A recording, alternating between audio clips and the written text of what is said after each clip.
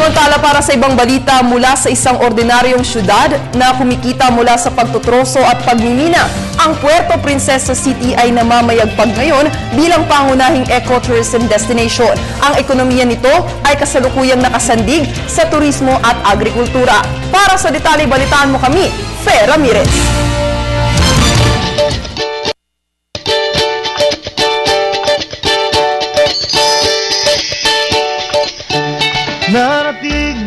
Dating illegal logger si Edward Hagedorn nang mapadpad sa Puerto Princesa mula sa Parañaque. Sa kung anong dahilan, nakapagbitiw si Hagedorn ng sumpang ngayon ay hindi niya makuhang baliin. May sinabi ako rin na hindi ko alam na ako nagsabi, pero nung nireplay namin yung tape, sabi ko siguro si Lord ang naglagay sa bibig ko eh. Alam mo sinasabi ko rin, out of gratitude for electing me into office, even if I'm not a Palaweño, I'm going to protect the resources that rightfully belong to the Palaweños. Kasunod nito, nagsimula ang alkalde ng mga programang lihis sa extractive at destructive. Walang likas na yaman ang lungsod na mapapasakamay ng mga loggers, minero at iligal na mangingisda. Pinangunahan niya ang mga programang pangkalikasan, ang pagpapasigla ng mga kagubatan at ang proteksyon ng karagatang nakapalibot sa Puerto Princesa. Sa loob ng maikling panahon, tumatak sa isip ng mga tao ang kalinisan ng lungsod. Sa proseso ng paglungsod, tiniyak niyang magiging kaisa niya ang taong bayan. Isipin mo itong mga taong ito kung sila hindi tutulong sa atin at hindi susuporta. Ubus lahat yung gubat natin na yan, di ba? Ginawang misyon ng mga taga Puerto Princesa City ang pagpapanatiling malinis ng kanilang lungsod.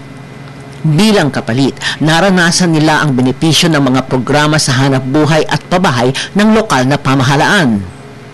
Isinulong din ang agrikultura.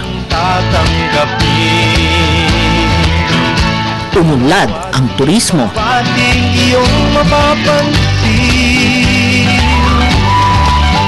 Masawa na kayo sa concrete jungle, pagod na kayo sa magulong buhay sa siyudad, and you want to touch base with nature, come to Puerto Princesa. Dito, you can swim with the fish, sing with the birds, float with the butterflies, frolic with the dolphins, and visit the underground river. Yun eh, World Heritage Site na wala sa ibang lugar. So, yun ang Puerto Princesa.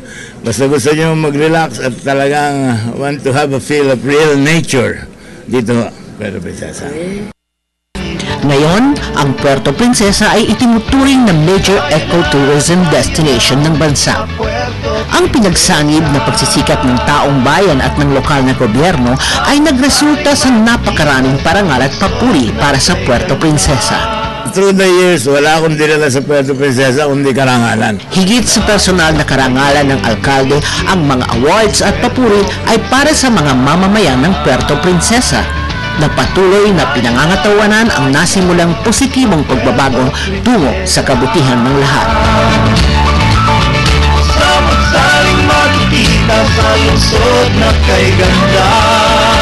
Para sa Telebisyon ng Bayan, Fe Ramirez, kasama si Levi Magan.